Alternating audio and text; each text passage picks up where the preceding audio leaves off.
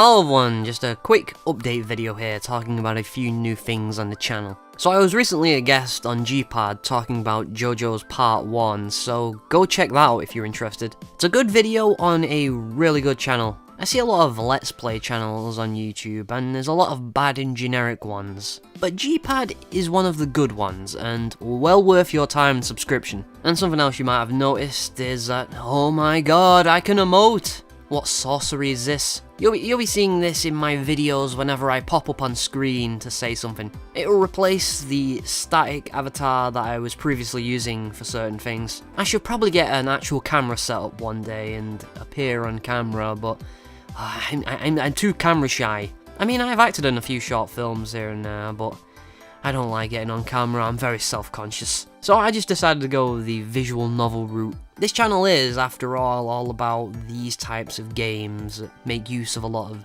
visual novel portraits, so it seemed appropriate. As with all of the artwork on this channel, it was commissioned from Spooky Panda Girl, who I highly recommend following because she does a lot of great work and is genuinely a lovely person to communicate with. I've been at work a lot this Christmas, so I've not had a chance to do many big videos, but that will change pretty soon. I want to up the quality with each video, so it might eventually get to a point where I'm just not able to do it on a weekly basis. They already take me like 30 plus hours. So anyway, there should be a new video coming sometime after Christmas, but before the new year. Hopefully. Anyway, that's about all I wanted to say, really. Well, I'm already here doing a video, so I might as well talk about something else. Let's ramble about some video games I've been playing. I recently picked up 7th Dragon Code VD, I think it's called. Some really convoluted title. Anyway, the one on the 3DS that we actually got. It's like the third game in the franchise, and this is the only one we have. With turn-based RPGs, it's really easy to screw them up. Even an above-average JRPG can be hard to invest time into because they're just so long, and there's so many others you could invest your time into. This is one of the better ones, and I would say is worth the time investment. It doesn't do anything particularly inventive or unique, but it does everything good. The story is pretty simple. You playtest a new virtual reality game, you do really good at it, and you get recruited by this organization to fight this dragon and save the world. There's a mascot animal character, because everything after Persona 4 has to have one, I guess. And he's this foul-mouthed rabbit thing that's the boss of this dragon-hunting organization. He's actually pretty cool and not as cynically written as you might expect from these kind of characters by now. The rest of the characters are alright. You're not playing for the story though, it's the gameplay that keeps you coming back. You create your own characters, pick what they look like, their voices, their names. I named my pro tag Stella because I like a streetcar named Desire. Hey, the classes are pretty cool as well. There's the samurai, which is pretty basic, just sword attacks really. Well balanced and essential to have in your party. Then you've got a lot of other interesting ones, such as the agent class, which hacks stuff. You can hack into enemies and make them attack each other. It sounds really gimmicky, but it's actually really effective. That's what I like about this game, all the gimmicky weird stuff, like the buffs, the ailments, which I am guilty of ignoring in other types of games, are actually really useful, and you will find yourself using them. Not forcing yourself to use them, you will use them, because they're really effective. Though I don't get how the hacker class is meant to hack real monsters in the real world. I get it in a VR game, but how does that translate to the real world? I'm a bit confused on that one. Is the twist that it's a computer world or something? It's a simulation within a simulation. Anyway, probably the best thing about the gameplay for me anyway was that all of your party members, even the ones in the back row, all level up at the same time. Or they all get the same amount of XP after you finish a battle.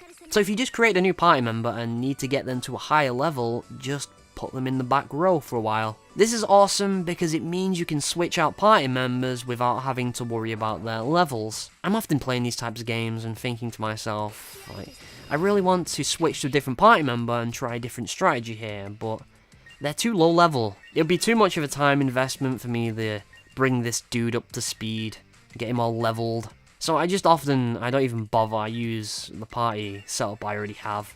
Not in this game, and this is praiseworthy on its own. If I had to complain about something, I guess it's a little too easy in places. There's this free DLC mission that will level you up really quick, and it felt like I was cheating somewhat. I was a little OP for a few dungeons afterwards, but the battles never stop having strategy, even when you can take them out really quickly. You're always thinking of new strategies, and this really shines during the boss fights, as it often does in JRPGs. It never devolves into using the same attacks over and over again to win. I'm a little disappointed more people aren't talking about it, because it is a really good game.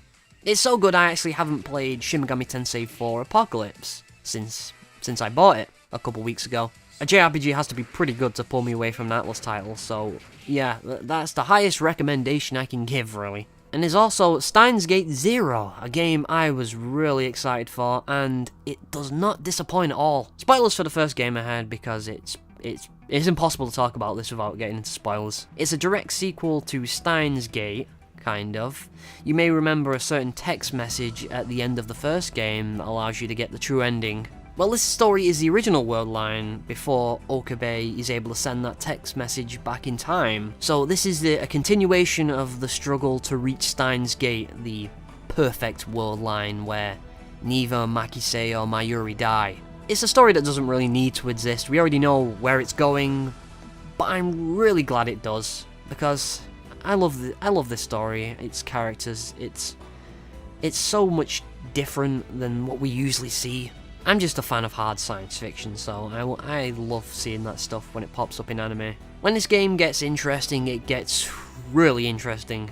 I've only finished 2 of the endings so far, neither of which is the true ending, so my opinion may change, but I'm about 23 hours in, and aside from a few filler moments here and there, I'm really invested. Okabe continues to be my favourite visual novel protagonist, and the new characters they added are really good as well. There's Maho, who is kind of this game's Makise. She's living in Makise's shadow and is trying to be just as good, if not better. You know, I might get some flack for saying this, but I'm gonna say it anyway. I liked Maho better than Makise. Maho is such a lovable character, and she's just a fantastic addition to the cast. Great character design too. I dig thick eyebrows on female characters. You also get the new world-line version of Suzuha, who you didn't really see much in the original game, but she's been greatly expanded on here. I actually want to get right back to playing it now, so yeah, I'm gonna leave it at, it's a great game, totally worth playing if you like the original. If you like the original, you've probably already gone out and bought this. Anyway, I don't want to ramble too long, so I'll see you later in an actual video, hopefully. Bye.